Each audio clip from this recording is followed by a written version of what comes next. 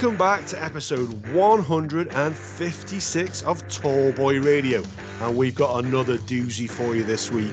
One of our favourite guests of 2022 is back with us, but with a twist. This time, he's going to be asking the question to the big thickles from the island. I apologise to all our Irish listeners out there. So, without further ado, let's introduce the hosts. Gaza? Yeah, evening, guys. Evening, the world. Can't tell you how much I'm looking forward to this. Pretty much since the last time this guy was on, I haven't just stopped talking about it. Funny guys. I'm really looking forward to what this episode has to hold. Be interested in what he asks us. I'm pretty sure that definitely Adam's knowledge of said topics will be definitely superior to mine. Dave, I'm not sure actually. I think Dave might be a bit of a dark horse. He might. Well, no, don't know actually. We'll wait and see. So, but yeah, looking forward to what is on offer. And yeah, I can't wait. Yeah, you know what Dave's like in quizzes. Yeah, shit, isn't he? Yeah, exactly. You've seen it. I just feel like I'm getting a hard time yet again. It's just unfair. Hi, folks. Happy to be on this episode. I can't recall, Adam, if I've been on an episode where you've had guests on from overseas before with me. Have we? Just one. You were on with my cousin Bo on one occasion. Yeah. Anyway, looking forward to it. Heard great things about it. Indeed. So let's get to our guest. He is the author of such books as the NYPD's Flying Circus, NYPD Through the Looking Glass, and the latest one to my collection, Dickheads and Debauchery, and Other Ingenious Ways to Die. Just 3 more appearances, Vic, and I'll have the full collection. It's Vic Ferrari. How are you doing? Guys, thank you so much for having me on your show. I really first off, I appreciate you guys buying my books. That really means a lot to me. Second of all, I love coming on this show, and thank you. No, absolute honor to have you here. So, as we said, normally it's us asking the questions, but we are going to hand over the controls of Tallboy Radio for what that's worth to your good self and let you ask us about such things as whatever you want to ask us. Sure. So, first of all, how old are you guys? Like, what are your ages? 49. 49. Dave? 49. Oh, so you guys, all right. So I'm 7 years older than you guys, but we're in the same ballpark, just a couple of seats apart. So growing up in America in the early 70s, my first introduction to anything English, British was television. And in the United States, on Sunday nights, we had a public broadcast system that used to play reruns of a lot of British shows, right? And it was almost like in the United States, after 11 o'clock, you have the news, Johnny Carson, and then they'd play the national anthem, there'd be a flag, and a test pattern till 6 o'clock in the morning. So there was no infomercials, there was no home shopping network, news and television just did not run. But what would stay on late was this public broadcast system, and they would show English shows. And my brother and I, God, we were young. I mean, probably less than 10 years old. On Sunday nights at 10 or 11 o'clock at night was Monty Python's Flying Circus. Now that was off the air already in England, but now they're playing it in the United States, and we didn't know what to make of it. Like, we were like, what the fuck is it? Like, it was nothing we had ever seen before. You know what I mean? And the thing that I took up from Monty Python, when you're a kid, you're not quite understanding what's going on, but it's funny or it's different. So you're going with it. And the thing that, like, my brother and I kind of figured out was, like, Monty Python was anti-establishment. Yeah. And they were always sticking it to BBC. Like, there was always an elbow or a kick in the ass to BBC. So for people in the United States, like, BBC is state-run or government-run television? Yeah, that's correct, yeah. Is there, like, a resentment from the folks in the UK about the BBC? Because it always seemed like Monty Python was, like fucking with them. That's probably just Monty Python, if I'm honest. But no, I think, I mean, the BBC is obviously state-funded, state-run. They have, whether you think it's right or not, they probably have a lot of sway in the type of programs. And it's maybe getting a little better than it once was, sort of thing. But yeah, I suppose if you're anti-establishment, you're probably anti-BBC as well, just because the nature of, well, it's the government's channel, I suppose, for want of a better phrase.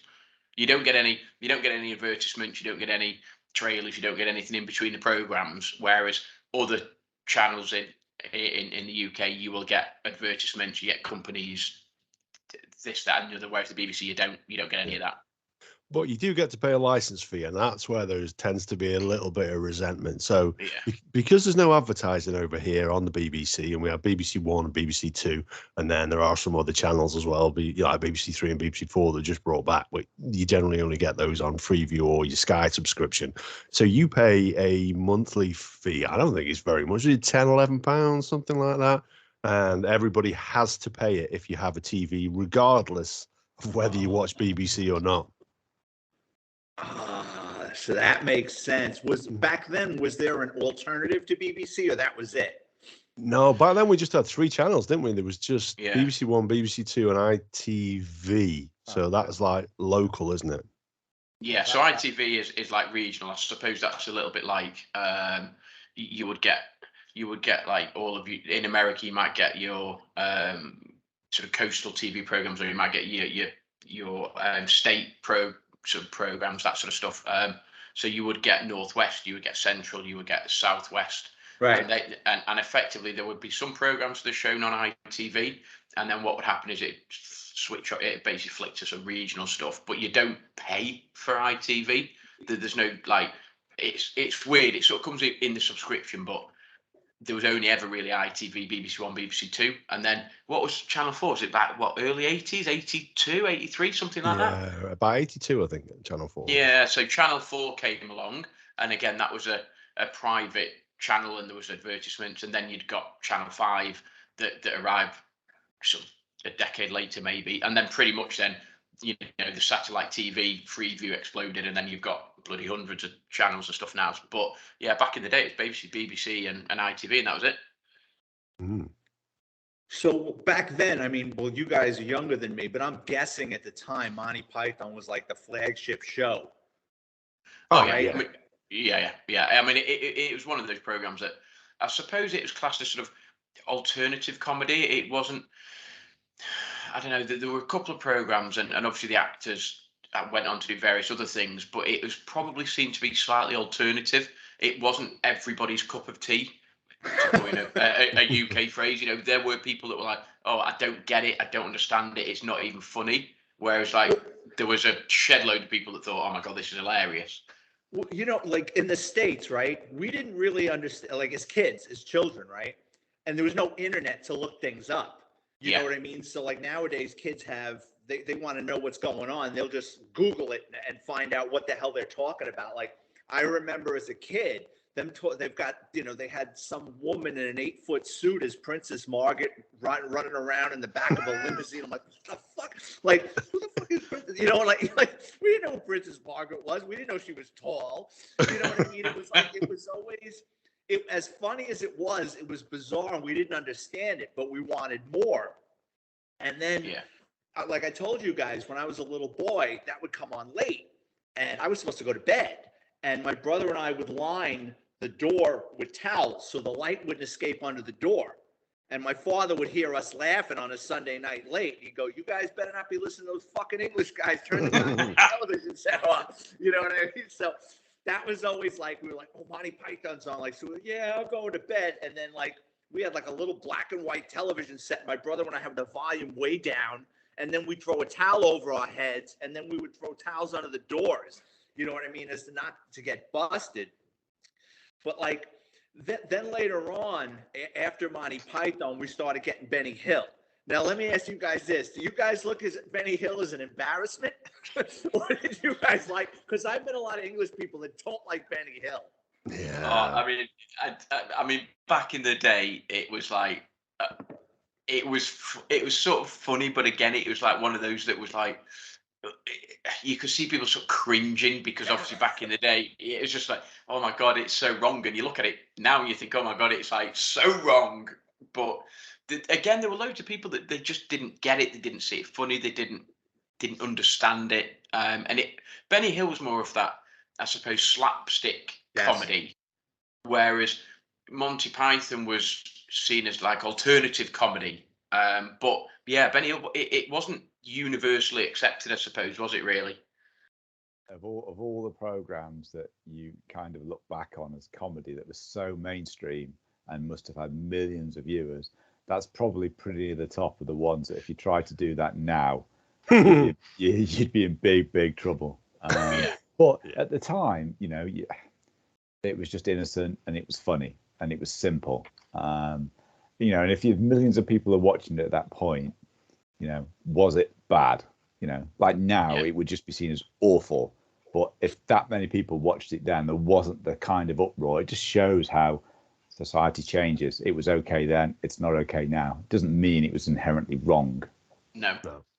I still don't think it's wrong. I think there's a certain small but loud percentage of the population that is offended by everything. Yeah. And they make the most noise, they write the most letters, they send the most emails, they scream the loudest, and the rest of us get punished. Yeah. I'd agree like you with said, that. That show could never be done again. No. You know what I mean? And who doesn't like a short, bald man getting smacked around? yeah, it's true. I'm not sure for the record. And he always had like the hottest chicks. Yeah, by a woman dressed as a milkmaid or something. You know what I mean? It's just like, how does that work? What's all that about? He was a very unique character, though. You know, Vic. He died a multimillionaire, but lived a very, very frugal lifestyle. He lived in like a 2 up, 2 down house, and lived in very, very modest means, and just really never spent any of the money that he earned. Quite a unique character. And Vic, I don't know whether you know this, he actually had a #1 hit single. So over in the UK, he released a single, and it got to #1. And correct me if I'm wrong, Gad, because you probably know this. Was it Ernie, the fastest milkman in the West? Is that what it was called? That's the one. And it got to #1. It was Ernie. I won't see it. Was it a comedy song or was it like a serious song? No, it was basically a song about a milkman delivering to various different people, and then the sort of the people that he would meet along his milk route sort of thing. And I suppose it was, I mean, it's pretty catchy, I suppose, back in the day, but you know, when would that be released? At what, early 70s, mid 70s maybe? It was 70s. It was 70s. If you Google Dido's birthday, that was #1 when Dido was born. I can remember an interview with her telling that. There's a weird statement, but yeah, that's true. Yeah, absolutely, yeah. Okay, but yeah, if you haven't ever listened to it, Vic, and you're a bit of a Benny Hill fan, then he's had a #1 hit single. So there you go. There's a bit of a knowledge nugget for you there.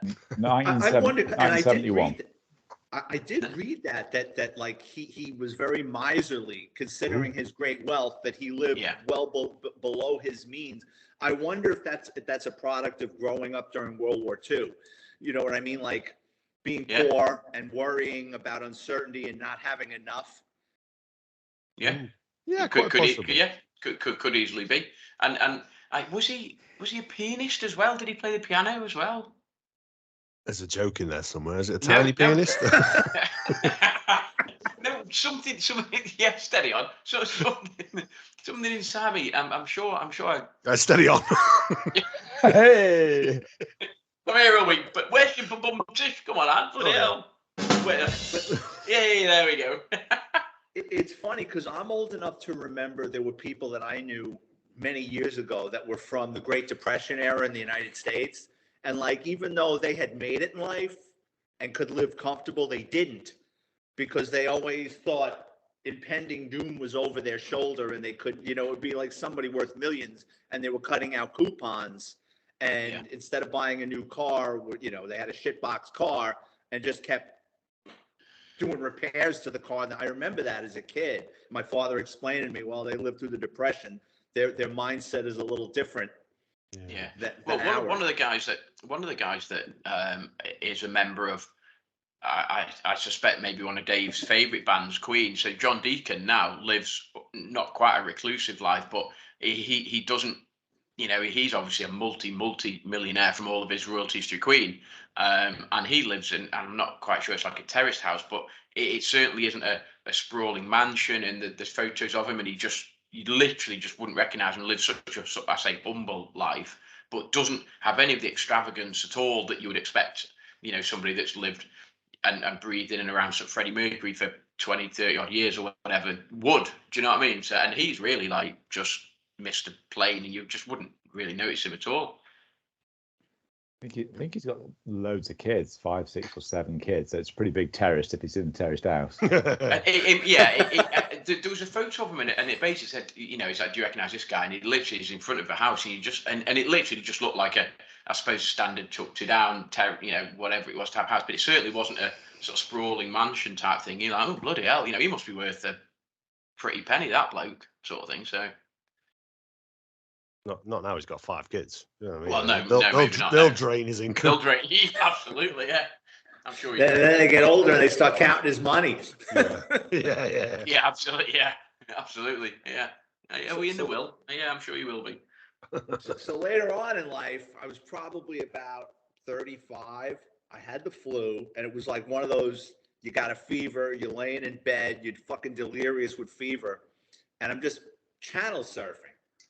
And the next thing I know, you got this show about priests, and you got an idiot, you got an alcoholic, you got the bumbler, you got the middle-aged hag that's coming and going and saying ridiculous shit. I'm like, what the fuck is this? Like, I thought it was the fever had taken over my mind, And my girlfriend at the time had lived in Ireland. She lived in Dublin, and she said, no, that's Father Ted. I go, who? And then I kept looking for it on BBC, and I found it a couple of times. And then, in America, I went and I bought the DVDs. That show, that show must have taken the UK by storm. Oh yeah. It was huge, and I am still a massive fan of Father Ted. It's one of my absolute favorite comedies. Absolute genius. Yeah, it was. You guys aren't as big of fans of it, I think. Again. Yeah, it's one. I suppose I'm not a huge fan just because I haven't really. I never really got into it, so I haven't really watched like loads and loads and loads of episodes. If it's on and I'm watching it, I find it hilariously funny. But it's not something that I then should go out my way to either buy the box set or watch the following week or whatever. Whereas I think Ad was just like hook, line, and sinker and loves it, and I think Andy's a massive fan as well. So Andy again is similar to Adam. But if it's on, I'll watch an episode and laugh my arse off because it's hilariously funny. But it's not something I ever really massively got into. Likewise with me. It's I think it's really funny, but it's not something that I would sort of watch religiously. Oh, hey, you can have one of them. Well, the funny thing about Father Ted is it introduced me to other English and Irish comedians.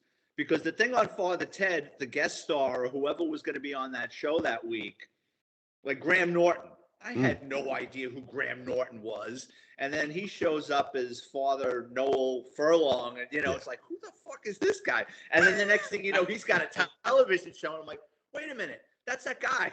That's that guy that was on Father Ted that's carrying on like a jackass. You know what I mean? Or what's that guy? Adam would know that episode when they go to the caves and there's the guy with 1 foot in the grave and he beats Richard Wilson. I can't believe it. And the old man goes and starts fucking swinging. Yeah. That is genius. Yeah. It's Richard Wilson. So if any listeners out there aren't familiar with 1 Foot in the Grave, he played a character called Victor Meldrew, and his catchphrase, his catchphrase would be, "I don't believe it." And obviously, like the joke was, like Father Ted says at the very start to Dougal, "Do you know what here's love?" If someone went up to him and says his catchphrase, and that's it, and obviously you must get sick of hearing it. So he takes you out on Father Ted, and then they're going around the caves, and every time he bumps into him, and they share some interesting facts. Oh, really? They're this old, are they? I don't believe it. And obviously he turns around and gives him another belting. Yeah, absolute genius. And obviously Noel Furlong, Graham Norton's in that one as well. He's trapped in the caves. Yeah. It just, like I said, it opened us up to like a whole bunch of different English actors and comedians, and I don't know. I just that show sticks with me. I'd put that up there with Monty Python. Just the humor. Yeah, absolutely. And they how big? Oh, go. So I was just going to say, how big was it, or is it when you were growing up, how big was it in America? I mean, obviously you came across it, you sort of loved it. You know, was it a big thing? Is it a big thing? No, not as nowhere near as big as Monty Python. And again, it was one of those shows I discovered after it was already off the air. So I think I discovered that show in 2001 and 2002, and I think that show went off the air in '98. So in the States, we're always catching up with you guys. You guys release something, and then you guys like to DVD. Like in the United States, when a movie they're done with it, it goes to DVR, straight to video. You know what I mean? So I guess like in your country, when they're done with something, they send it our way. Like, yeah, you guys want to watch this? You know what I mean? Yeah. So what would be and I don't know the answer to this. What would be the American equivalent of that then? It like a slightly altered is the one, or I mean I don't know. You know, American television is shit now. It used to be good when I was a child, but I mean it's unwatchable. In the United States, I'm not talking about cable because there are cable and Netflix. There are really good series out there, right? Yeah. But just like if you're gonna go at 8 o'clock on CBS or 9 o'clock on ABC, the Seinfelds, those types of shows, they don't exist. Yeah. And it's funny because in the United States, right? Like I'm a huge NFL fan, and you know you're watching a game on Sunday. And you can just tell, like the announcers, they'll say they have to interject at some point towards the end of the game, especially like the 4 o'clock games in the States. We end about 7:30 at night, and they're making this pitch for this god awful show that no one's gonna watch.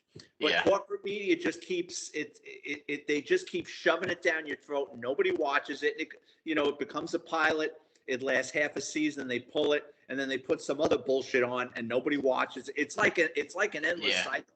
It's the same in the States with the movies. Everything's a fucking remake or a comic book movie. Yeah. Like there's the movies that I grew up with, and probably the movies you grew up with, they wouldn't make or they couldn't make. With the TV, Vic, do you think that's because there's just so many channels? I mean, there's literally thousands of channels, isn't there? Is it just so spread so thin that they can't make enough money to make something decent? I've heard this. This isn't my theory, but I've heard it from more than one person in Hollywood. And I think John Cleese said it too about Monty Python. In the old days, it was like a pyramid where at the top you had the decision makers interfering, and then the creativity was on the bottom. It's kind of inverted now. Now you've got 10 people trying to figure out what to do, and the creativity, there's just too much input. The creative people, just leave them alone. If it doesn't work, we'll move on to something else. I think there's too many shot callers. Mm-hmm. People without talent that are making the calls on these things. Yeah, interesting.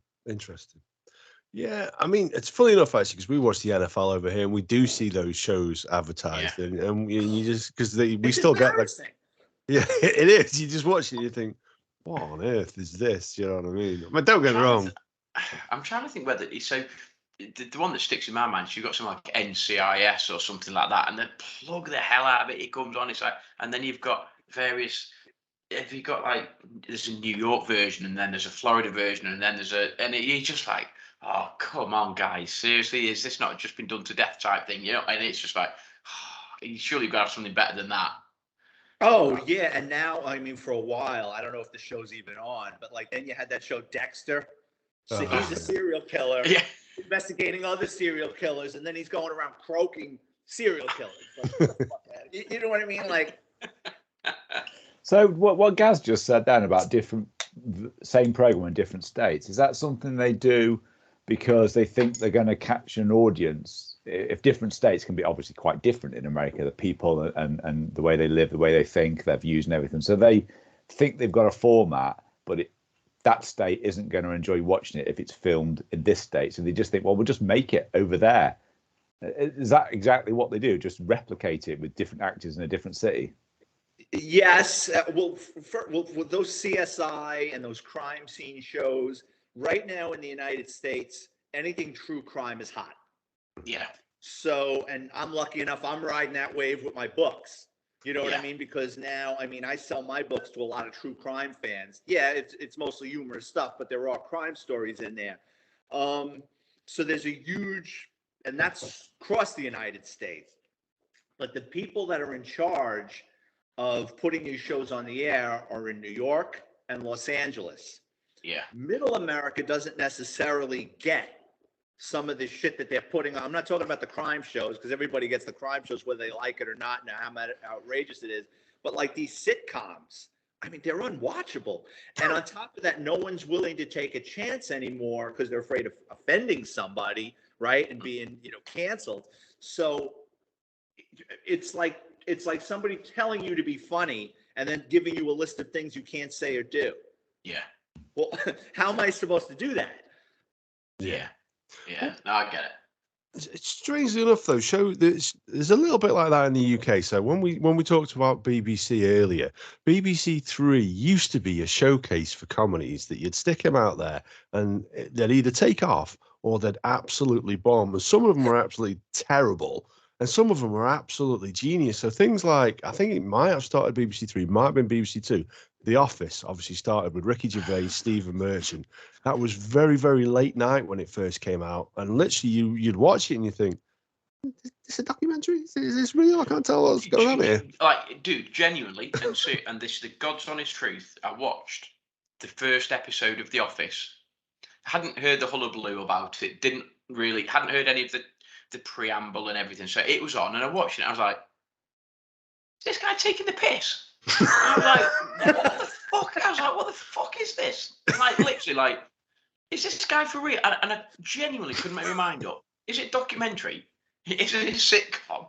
Is the guy pissed and it's just like some weird homemade vid sort of thing? I genuinely had no clue. And obviously then, Ricky Gervais and stuff, and it's a spoof and all of that. And you're just like, I get it now.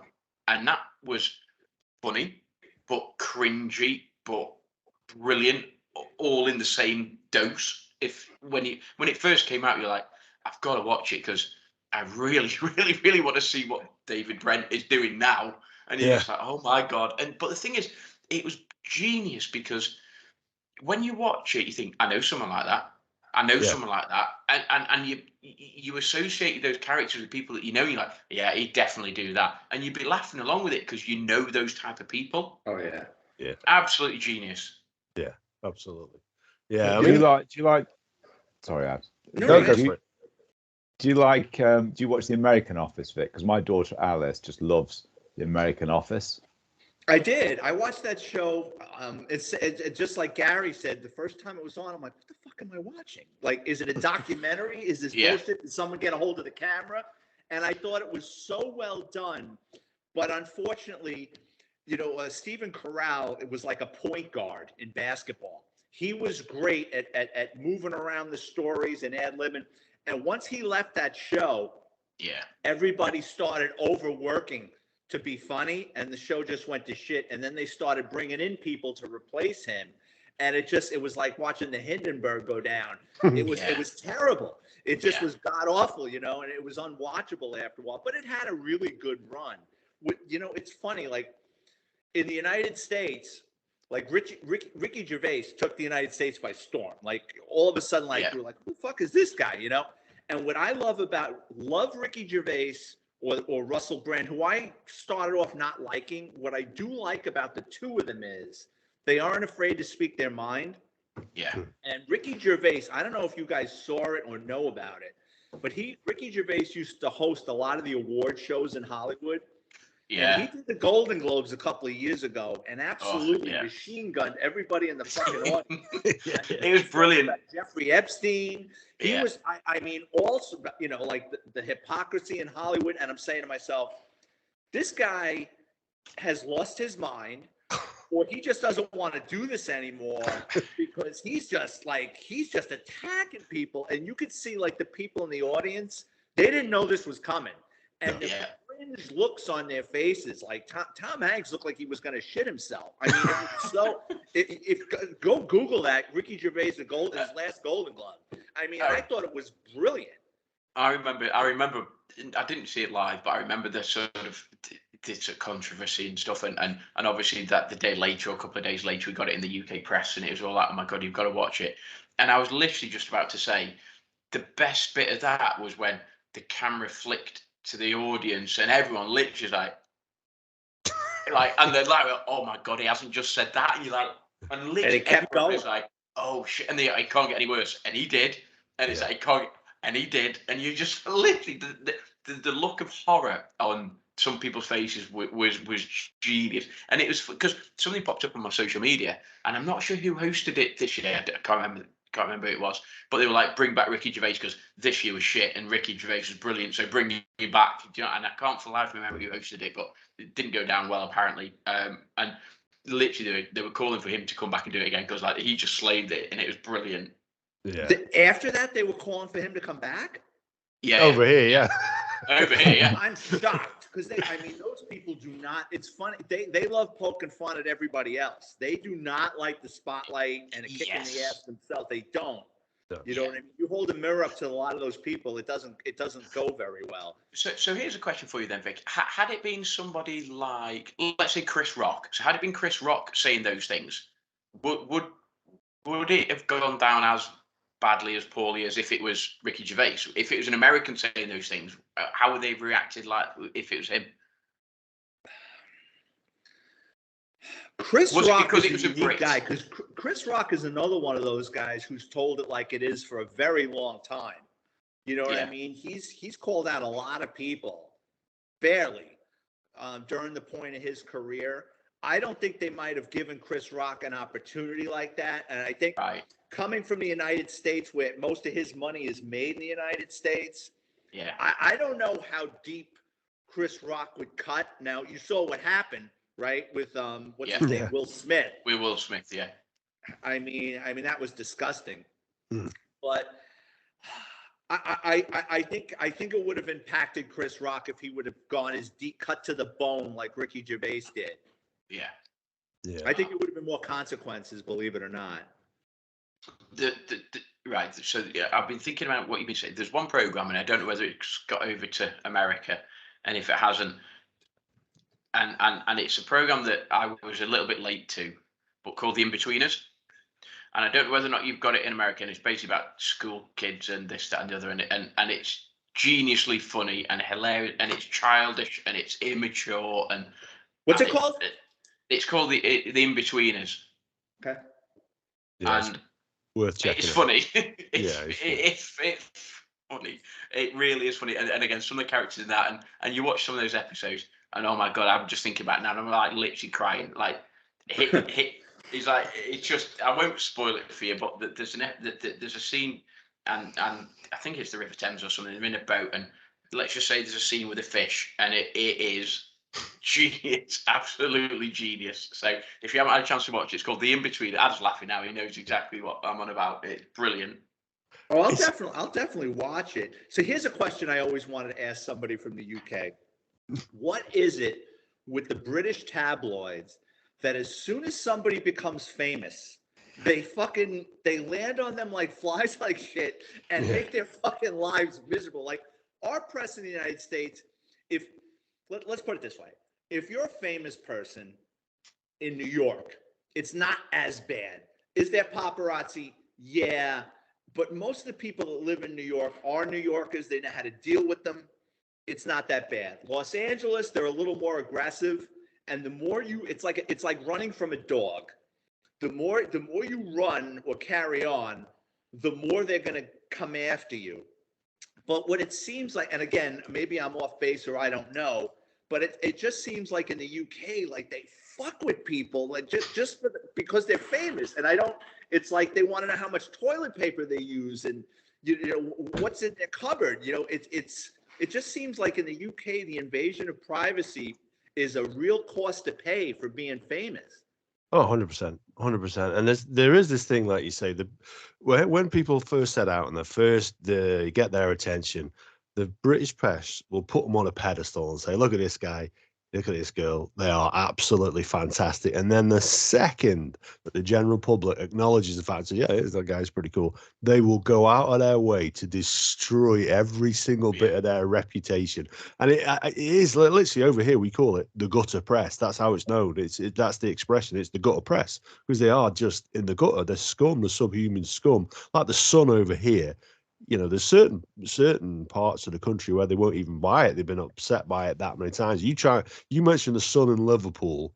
You know what I mean? No chance. No chance. You can't even. They won't even stock the newspaper there. They hate them that much.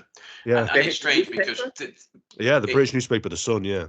So there's a British newspaper called the Sun, and what will happen is they have various journalists and lots of other newspapers will, but they go out of their way to actually try and dig dirt, and actually even worse than that, they'll go out of their way and effectively bribe people to make up stuff just to discredit. And I don't know what it's like in the States, but if you discredit somebody, their stock goes down. You know, it takes a lifetime to build a reputation, and it takes a second to destroy it. You know, so what will happen is that they destroy this person's reputation.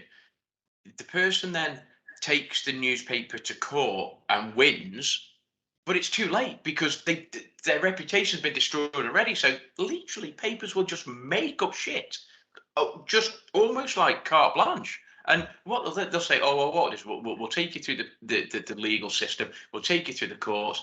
Have you got enough money to battle against us? We're a huge company. We've got all the best lawyers, all the best this. We've got money behind us. We'll see you in the court, and it might be a year, 2 years, 3 years down the line, but actually the damage has already been done, and the papers don't give a flying fuck. They just literally just don't care. It's horrendous, absolutely horrendous.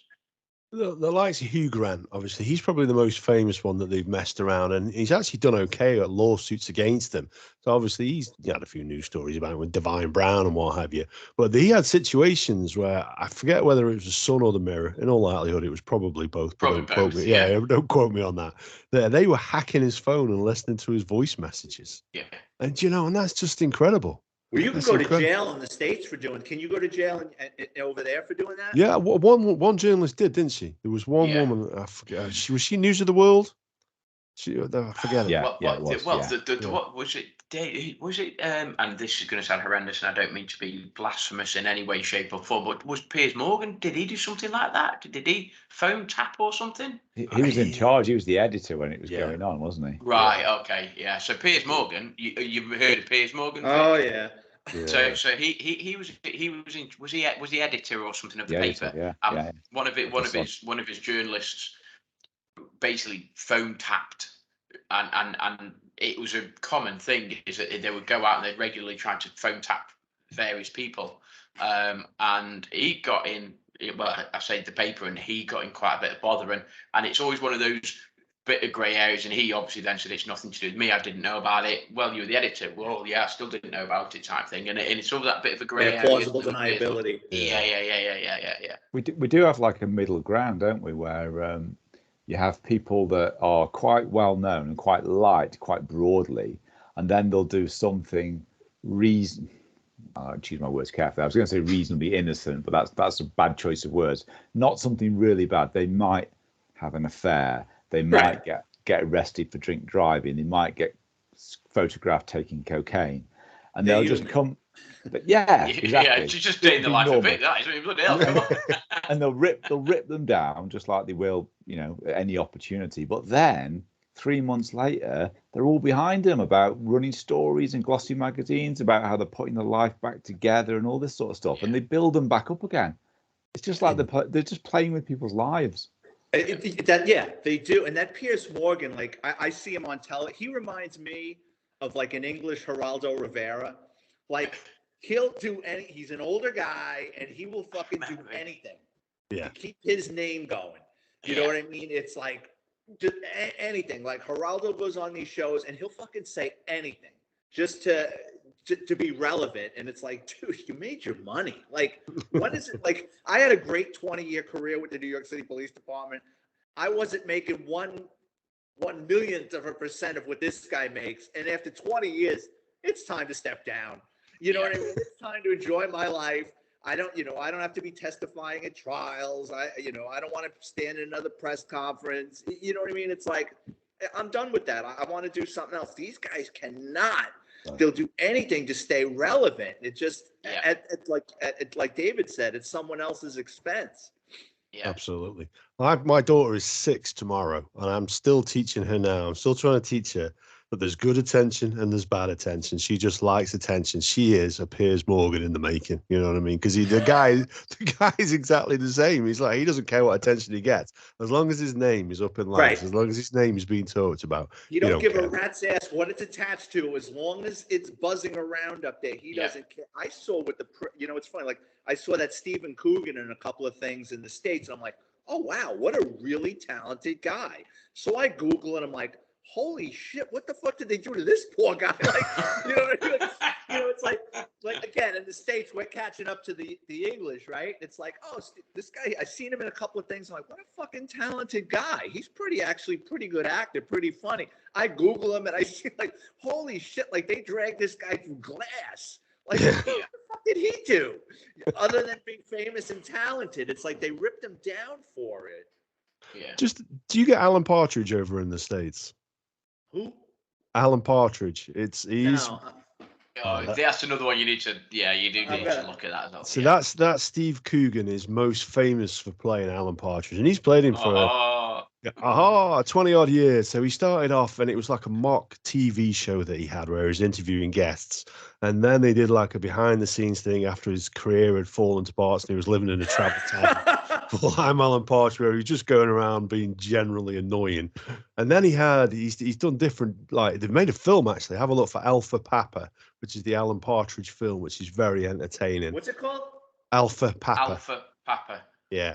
And it is very, very funny. And then he had his series on Sky Atlantic as well called Mid Morning Matters, which is his radio show. So he's back on the radio.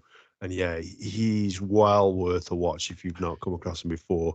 I don't know how well. It'd be interesting actually, because this is the difference. There is a big difference between, like I say, UK and US comedy. So it'd be interesting to see how that resonates. And just going back to The Office a little bit, guys, if you don't mind. So one of the things we had over here, and we saw it with Fawlty Towers and things like that, is they go out at the top. So Ricky Gervais, he did 2 series of The Office over here in the UK. He did a couple of Christmas specials because there was that much pressure on him to do that. But then he sort of said the flip side of the coin is how they dealt with it in the US. So he did the first series, which obviously Ricky Gervais and Stephen Merchant were the producers for, and they were literally shot for shot replicating the bits from The Office that they felt would resonate again over there in the States. But then, like you say, Steve Carell left. Once Ricky Gervais decided he wasn't going to do The Office, it couldn't be done anymore because David Brent was The Office. Well, is that a thing in the UK where they'll leave a year earlier as opposed to a year too late? Yeah, so it can be. Clarity of themselves. Yeah, it can be. It can well, be. you look at Fawlty Towers and you think, oh my god, like Fawlty Towers was just hilariously funny. And was there like 12 episodes or 13, and that was it? That is episodes. it. Yeah, Not 12 episodes in series 1, and then there was a series 2 and a series 3. There's literally only 12 episodes, full stop. And you're like, really? That could have gone on for a whole raft of series, but no, he just did. I mean, the mini scene where he's just smashing the mini with a tree, it's just like. Well, even the supporting cast on that was Yeah. good. You had the colonel, the old man, the guy, the World War II veteran, the colonel or whatever. He was senile. You had a little weight Manuel. to get. Just brilliant. Just brilliant. Bring Manuel through there, and he'd almost like a Monty Python smack. Benny Hill smacking him in the head. Get the fuck out of here. You know what I mean? Like, oh, your Fawlty Towers. Those guys, like from Monty Python, I to my knowledge, when they kind of scattered, none of them failed.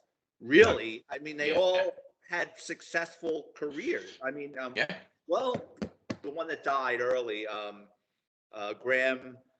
Yeah. He seemed to struggle, I think, with alcohol. And Graham Chapman. Yeah, I mean, he was immensely talented, but I think he was dependent on the other ones. Like, I don't think, from what I remember, he didn't really. I mean, I know he died young. I think like in 1989, but even still, he was nowhere near like Cleese and Idol and Palin and Well, obviously, Michael Palin went on to do. He did loads of travel and went on to do a travel series, and visited various places around the world and had a really successful sort of career initially in comedy, but then more in broadcasting, I suppose, as opposed to comedy.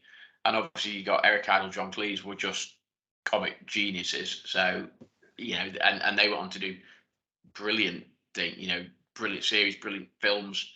But it's a shame when you've got such a group of creative geniuses and you put them together, and you just wish they could just almost go on and on and on and on and not split and just keep going, because it was brilliant and funny, and the film, the films, the whole Monty Python thing was just hilariously funny. And I think it boils down to the pressure. You know what I mean? It's like you're funny, you're on top. There's this tremendous. At first, it's just 3-4 guys fucking around, and everybody's going wild for it. And then you start to overthink it, and now it's like, I want to do something else. Dave wants to do something else. Adam wants to do something else. What are we hanging around for? I think in the States, and again, I don't know the UK, but in America, it's definitely they will hang around too long to try to squeeze every last drop out of something that often leaves a bad taste in the audience's mouth. And you're like, yeah, it was really good. But like Seinfeld, I thought selfishly could have gone on for another couple of years. I mean, Seinfeld just kept getting bigger and bigger and bigger. And then probably those guys had so much pressure on them. They said, you know what? We've made our money. Let's, again, leave a year early than a year late, Yeah. And it's, you move from being funny and the group of, so Adam, Vic, David, Gaz, we're 4 funny guys and we're just funny and we just do what we want, to then having to be funny. And there's a difference between that. Mm-hmm. So you are funny and you film yourself and you create a series and you've got all those creative juices going. And then all of a sudden you think, shit, now we have to be funny.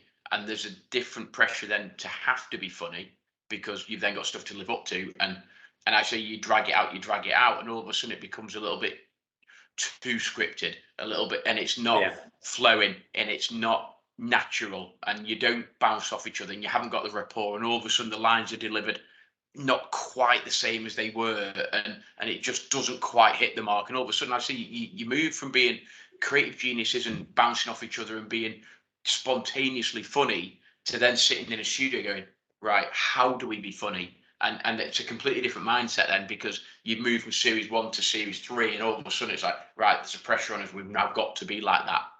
Yeah. It's what musicians would call a difficult third album. I've never got to that stage, but yeah. I wonder how much of it is also the confidence, the things where it is like 1 or 2 people which are the lead characters, the funny people, particularly if they're the writers of it as well. You look at Ricky Gervais.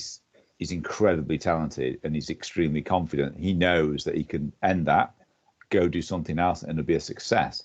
But there must be a lot of people that find success that didn't know it was going to be successful, and then think, you know what? They want to keep paying me to make this. If I say no, can I be sure the next thing is going to be successful? And then that's a good point.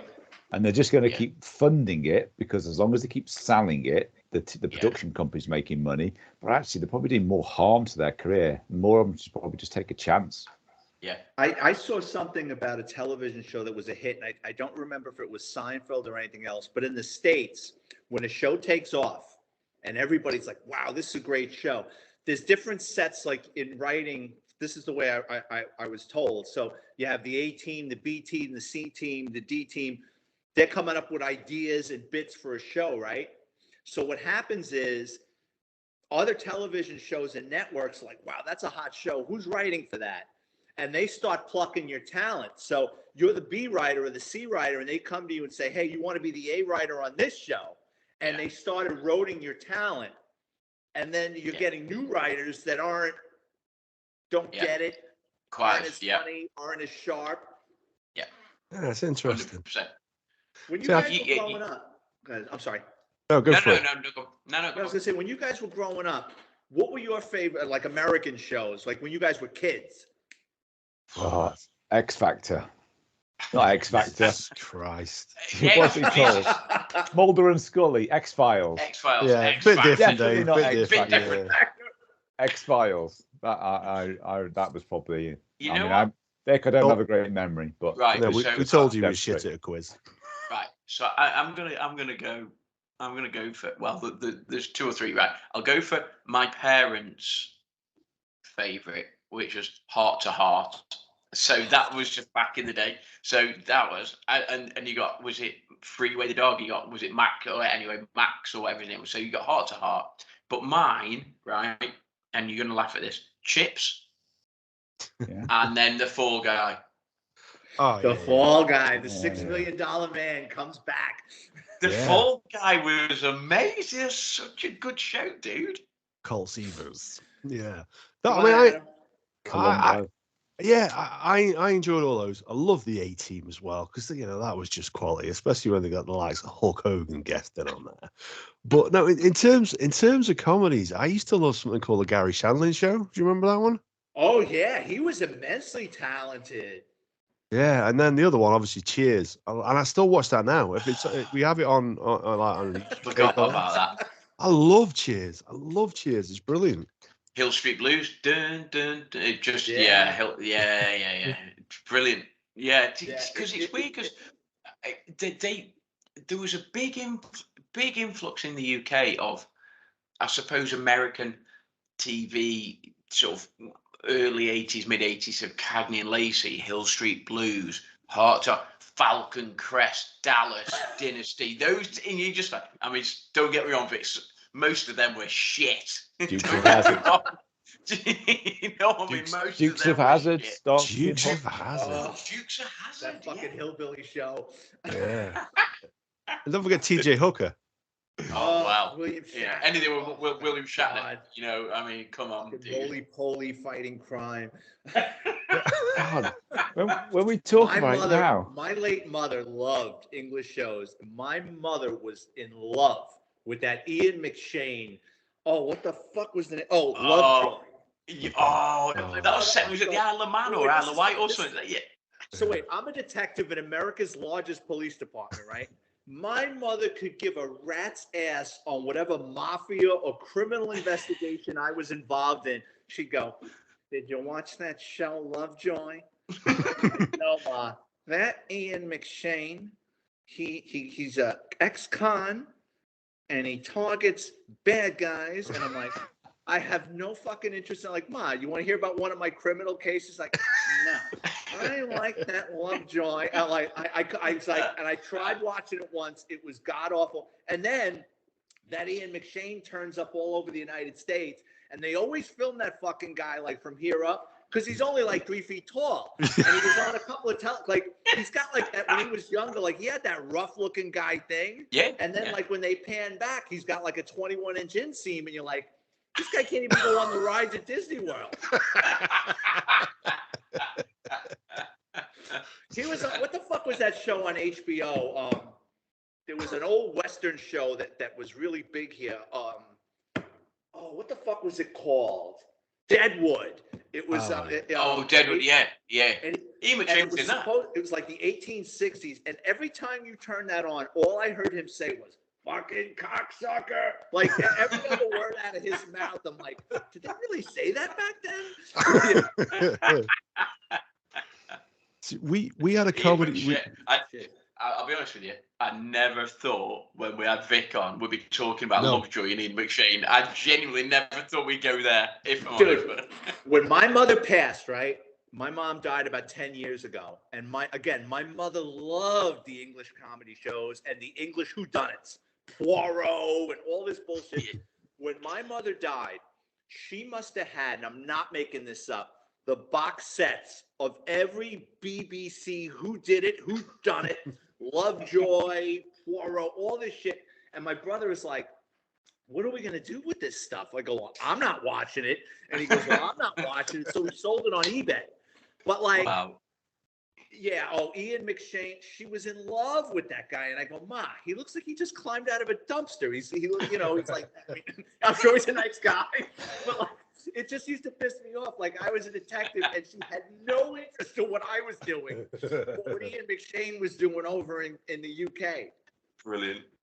We had two comedians over here called Vic Reeves and Bob Mortimer who they do some very, very different kind of comedy, alternate comedy it was called. Alternative comedy, yeah. Yeah, and I will find you a sketch and I will send it over to you because they did one where Bob Mortimer was pretending to be Ian McShane, and I think you'll enjoy it.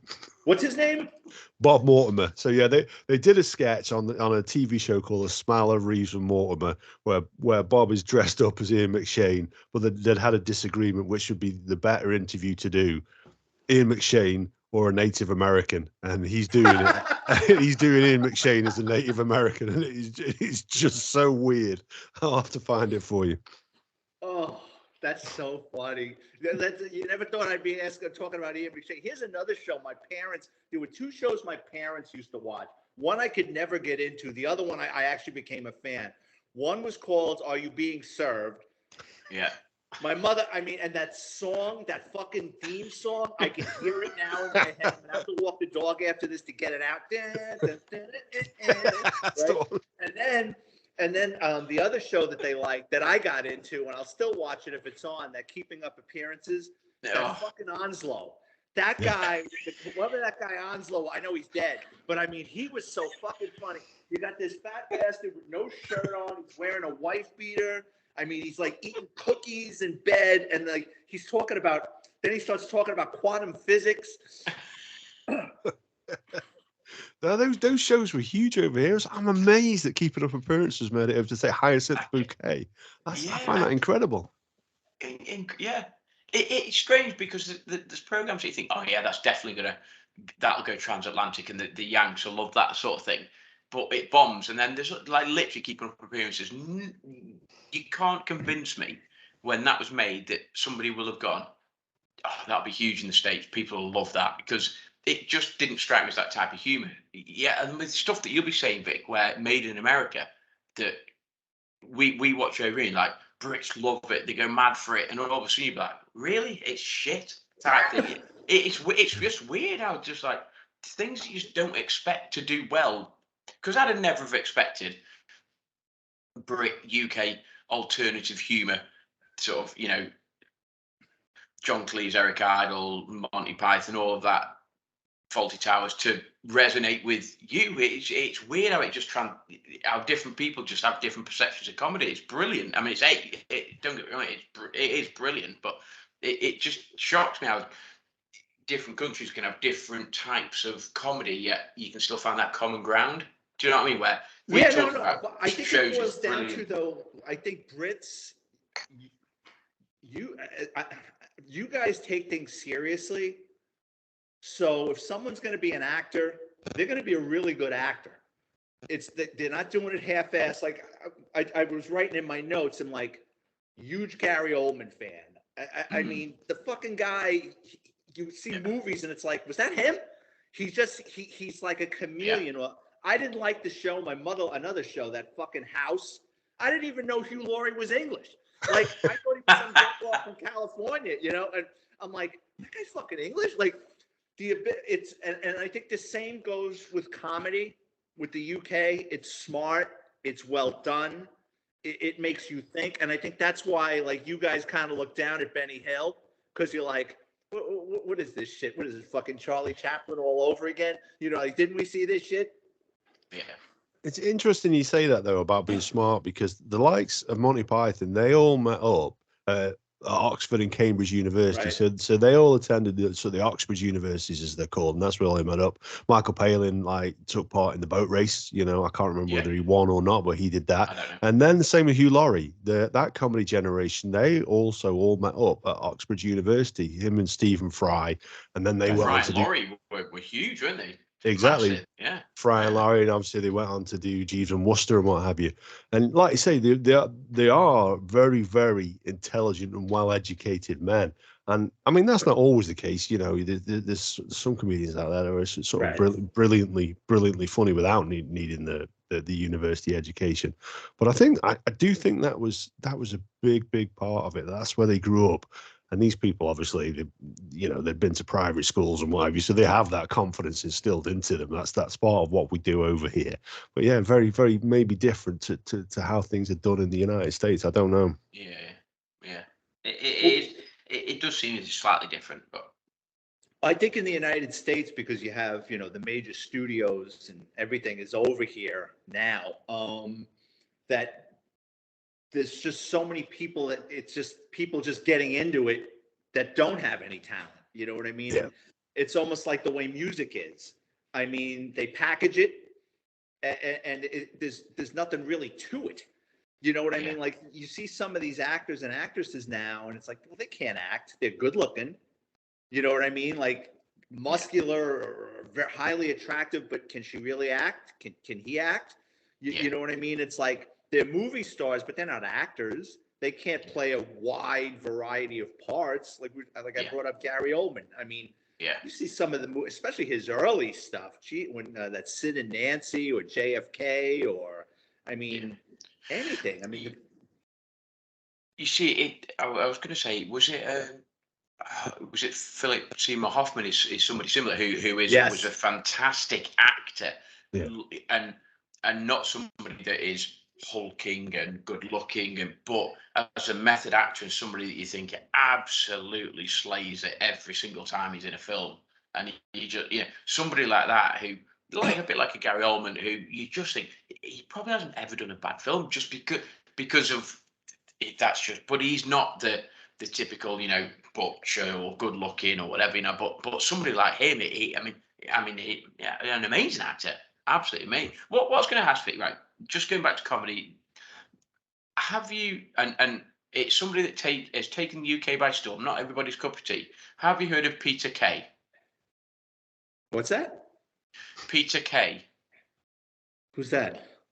Right, so he's a UK comedian. He's a very observational humour comedian, but you have to admit, Dave, he's huge in the UK, and everybody's like, his tickets are just gold dust. You can't get them. He sells out stadiums and stuff, and I think he's quite a funny guy. Yeah. But I don't know whether or not his humour would transcend to the States, and genuinely, he's very observational. He talks very, and he's funny. I think he's funny, very funny. But I don't know whether you would find him funny, Vic, because it's a different type of humour. No, I might. It's like anything else. Now I'm going to look him up. Had you not said anything, 6 months from now, I'm like, who the fuck is this Peter Kay guy? You know what I mean? So Peter Kay, so he's doing a UK tour at the moment, and you can't buy tickets for love nor money. Well, you can, but it's like 2025 or something stupid. It's like ridiculous. But he did was it a Top of the Tower tour, and he's done a couple of other things, and I think he's quite funny. But it'd be interesting to have you back on after perhaps having seen him or watched a couple of sketches and stuff, and just think, actually, did I think he was funny or not? Because in the UK, people go mad for him, literally mad for him. That and Phoenix Nights. I like Nights. observational comedy, so Phoenix Nights, see something like that would be. I mean, that's genius. I have to say. I don't think Peter Kay would work in America because it's all about the UK and it's all about growing up as a child in the UK. All these references are, about UK stuff, what your nana said and what you had for your dinner and your tea. It's just real observational to its most basic level, but it's his delivery and the way he engages with the audience is just. I would find that interesting. I think I would, because listen, again, with Monty Python, I didn't know half the words in Monty Python, I did not know what they were talking about. I didn't know what a wanker was.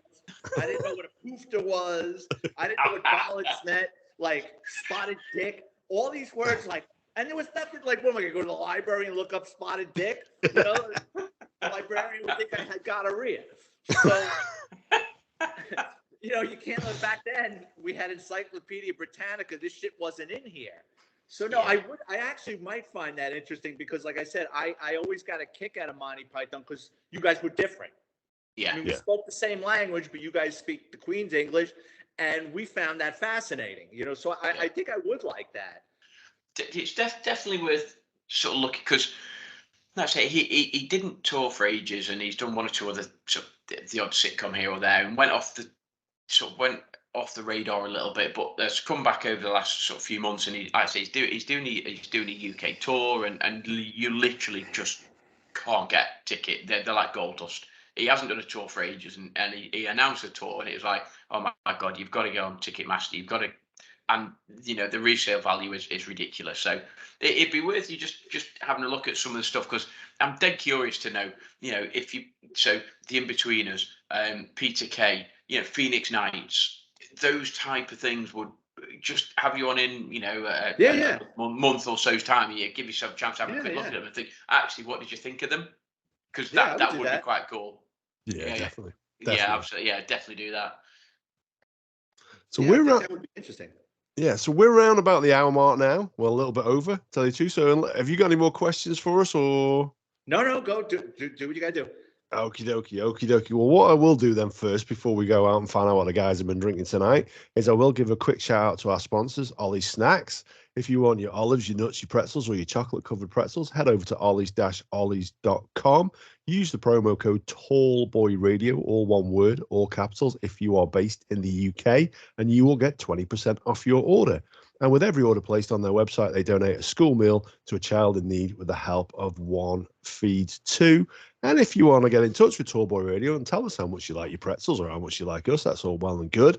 You can head over to @Tallboy Radio on Twitter, Facebook, and YouTube, and @Tallboy Radio Podcast on Instagram. But of course, we'd love it if you head over to our website, tallboyradio.com, or drop us an email and let us know your opinions on tonight's show or any other show that you've listened to at mail@tallboyradio.com. All right, then. So, yeah, honestly, Vic, it's been an absolute pleasure to hear from you. It's been fascinating just to hear how many of those shows that we thought were just too quintessentially British have made it over the Atlantic Ocean and have resonated with you guys as well, especially Are You Being Served? It doesn't get much more British than that. No. That took the United States by. My parents were watching that in the early 90s. I remember coming over their house and like I was like, this is another Are You Being Served? But then I saw this naked old man running around and the car backfire in Onslow's car, and I says, all right, this is kind of funny. And then I just got into watching it. It grows on you.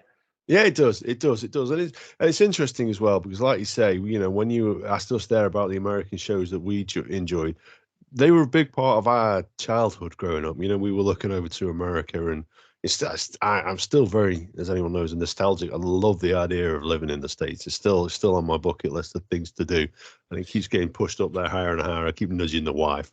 So yeah, it's interesting that it works both ways. That filter works both ways. Yeah. So, well, first of all, before we say goodbyes, I thought I had to say, if you watched it on the YouTube version, last time Vic was on, he shared a story about Franco Harris and meeting Franco Harris. And obviously, in the meantime, since you were last on, Franco sadly passed away. Yeah. 2 days before the 50th anniversary of the Immaculate Reception. So it's not a Franco Harris jersey that I'm wearing tonight, but it's a 76, and it's the original TB12 Terry Bradshaw jersey that I thought I'd stick on in his honor tonight.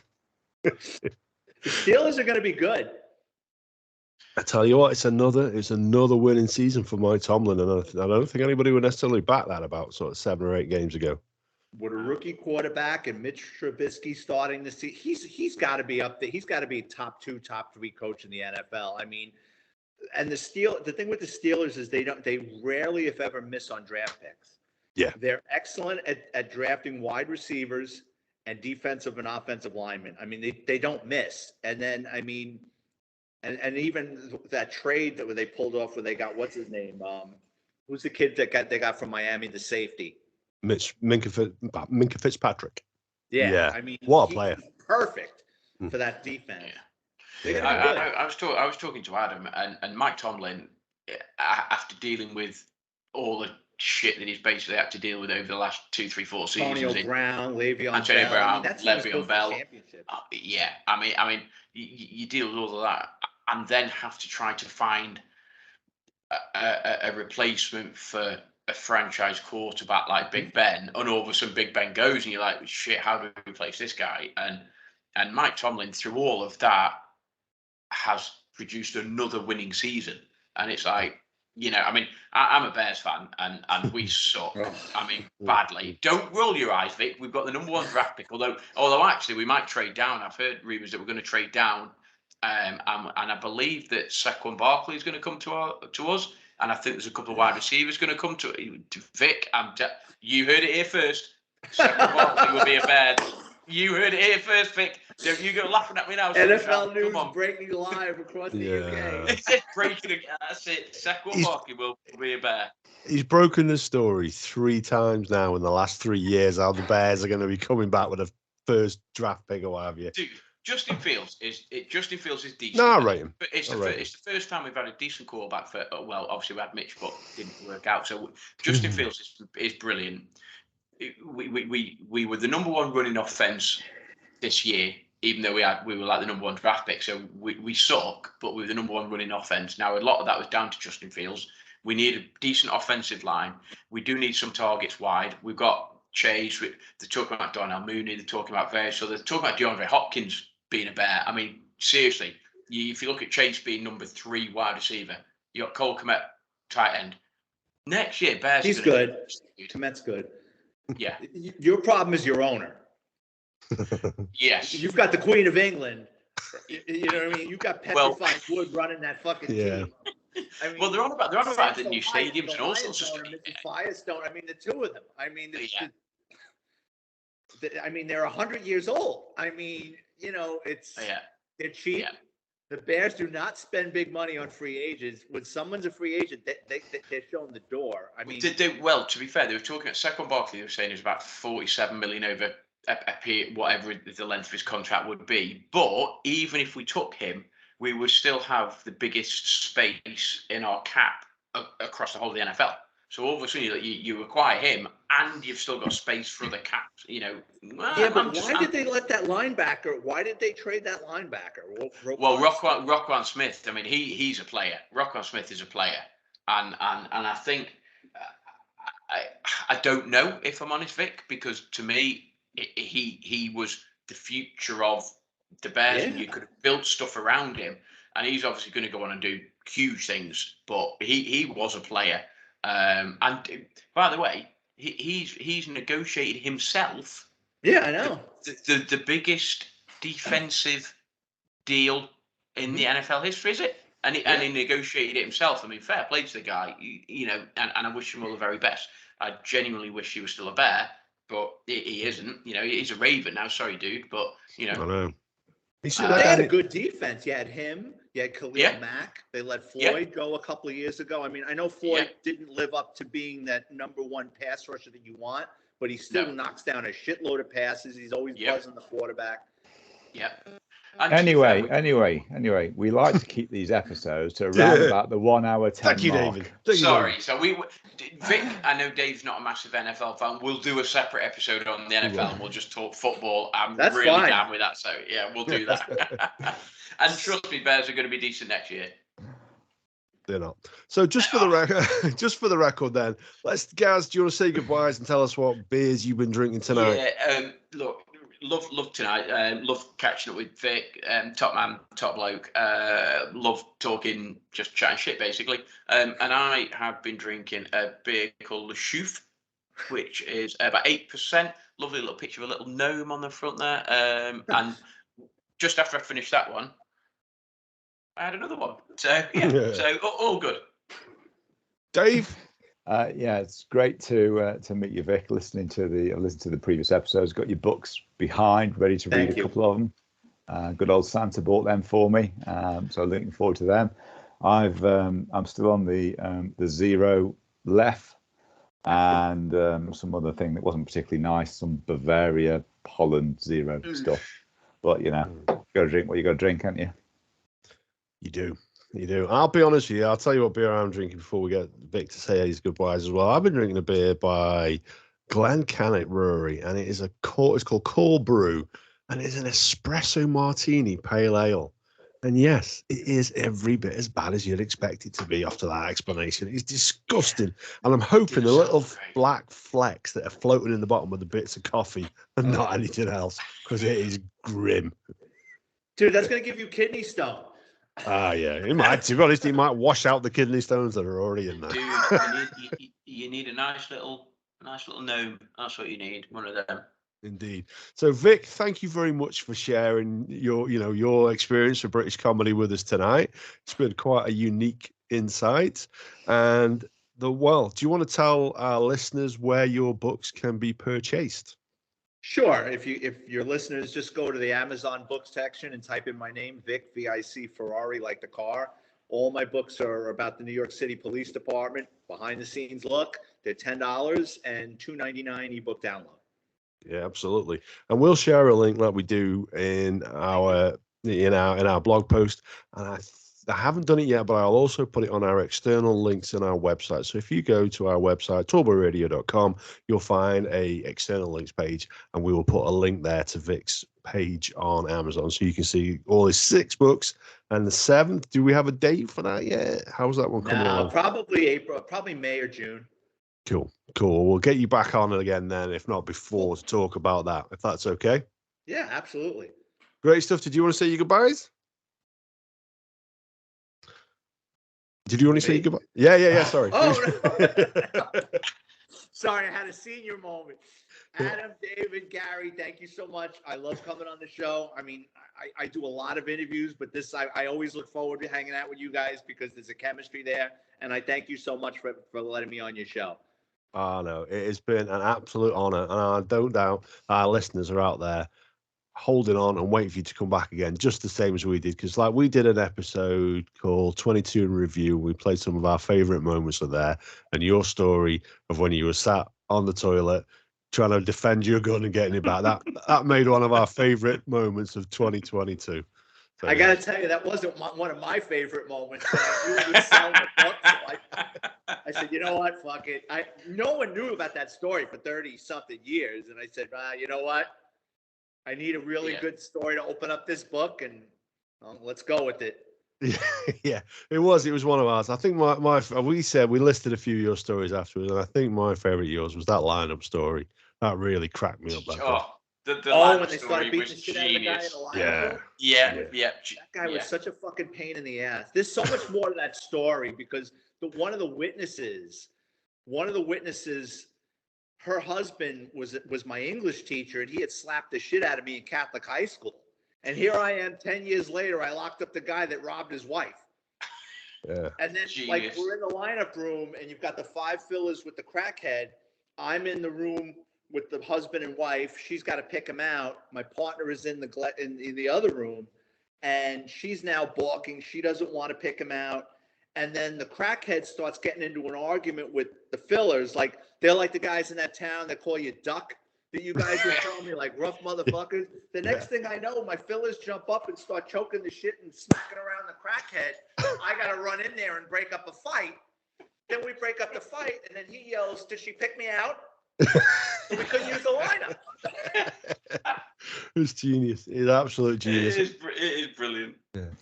On what I would say is, and my final thought for this episode is, guys, if you've not listened to those episodes, go and listen to them now. I promise you won't regret it.